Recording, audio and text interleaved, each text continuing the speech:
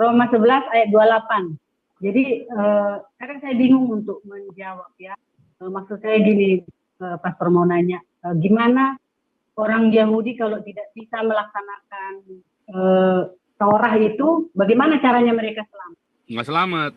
Kalau orang Yahudi ini sudah melakukan Taurat, maka dia harus terus konsisten. Kalau nggak selamat. Dia punya Taurat, dia tidak lakukan, nggak selamat.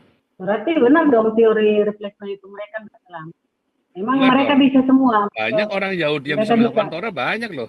Nangkep nggak? Oh, itu sempurna itu. Banyak. Jangan bilang nggak ada ya. Kan dulu kan pernah saya jelaskan.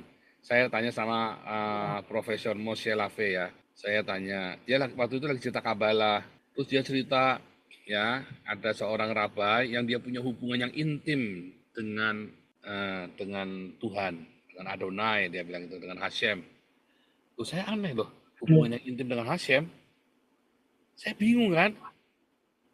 Dalam pemikiran saya yang suka pakai bahasa orang yang punya hubungan intim dengan Tuhan. Itu siapa? Orang karismatik kan? Papi Yesus. Wah, ini Wanes nih berarti nih. Papi Yesus. Kalau orang bilang Papi Yesus, berarti orang Wanes nih.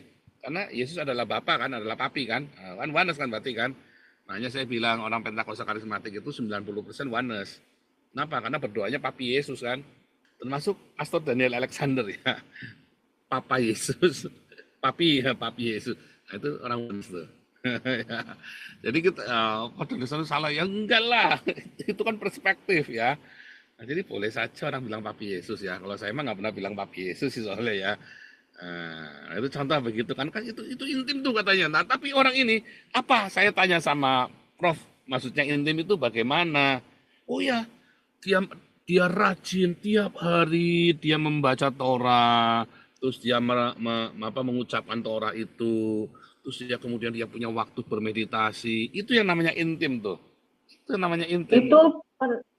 Itu persentasenya orang yang melakukan Torah itu misalnya berapa ya, sehingga orang karismatik itu kan secara general bilang kalau Yahudi selamat. Masalahnya Bu Rose, kita nggak pernah tahu presentasinya berapa. Kan nggak ada, orang kan nggak ada statistiknya. Sama nih di gereja nih. Di gereja karismatik sini, atau di gereja kita lah. Berapa banyak coba orang yang lahir baru? Ada nggak statistiknya? Coba, siapa yang bisa memberikan statistik berapa banyak orang di gerejamu yang lahir baru? Wah, saya kasih Anda uang 1 miliar rupiah. Tidak akan ada yang bisa. Ngarang semua. Termasuk di gereja-gereja kita, di komunitas kita sendiri. Coba nih di komunitas kita nih, hari ini yang nonton ada 85 ya. Atau tiap pagi kita bangun pagi kan 160 lebih kan. Ya kan, hampir 200, kadang-kadang sempat 170 kemarin ya.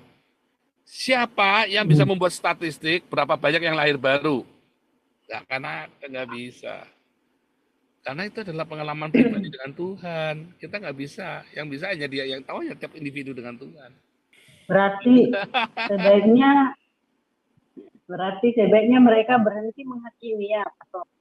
Berhenti menghakimi karena di generalisasi. Betul, jangan menghakimi. Kita nggak tahu loh.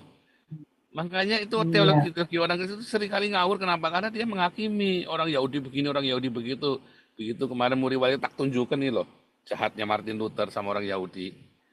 Dia nggak bisa bantah. Coba dalam kasusnya Martin Luther, coba yang salah Martin Luthernya apa orang Yahudinya coba.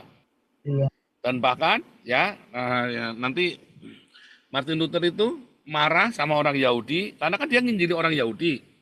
Lalu dia memperkenalkan kultur Yahudi ini loh aslinya kepada jemaatnya dia, pada murid-muridnya, kroni-kroninya. Lalu terbentuklah satu aliran namanya Sabatinism,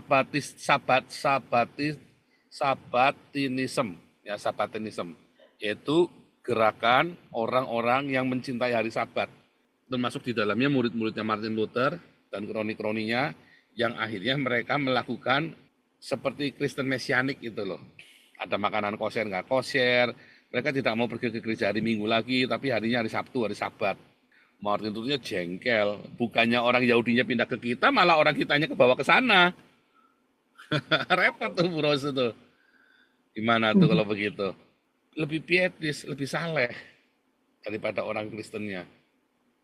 Dan mereka, orang-orang Kristen yang kemudian merayakan Sabat ini, dia merasakan kesalehan dari orang-orang Yahudi ini.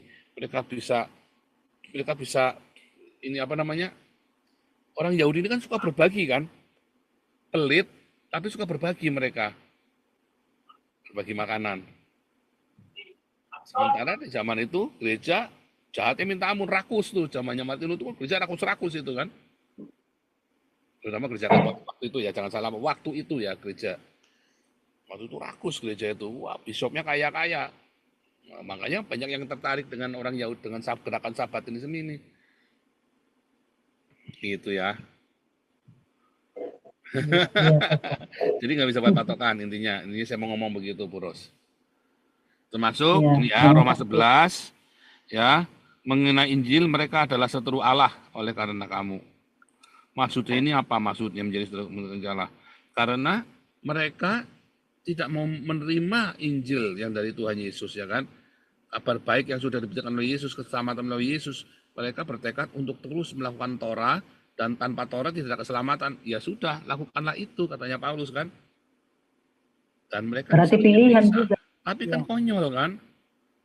iya. Nah, mereka katanya para rasul dalam kisah Rasul 15, janganlah kita memberikan kuk yang kita sendiri nggak bisa memikulnya. Tetapi mengenai pilihan mereka, mereka adalah kekasih Allah. Oleh karena nenek moyang mereka Abraham itu, janji Abraham. Ya, Pastor Paul, terima kasih. Jadi jangan terlibat di dalam menghakimi, intinya tadi jawabannya betul. Jangan terlibat di dalam menghakimi. Ya, karena kita tidak bisa menghakimi, kita hanya bisa ngasih tahu.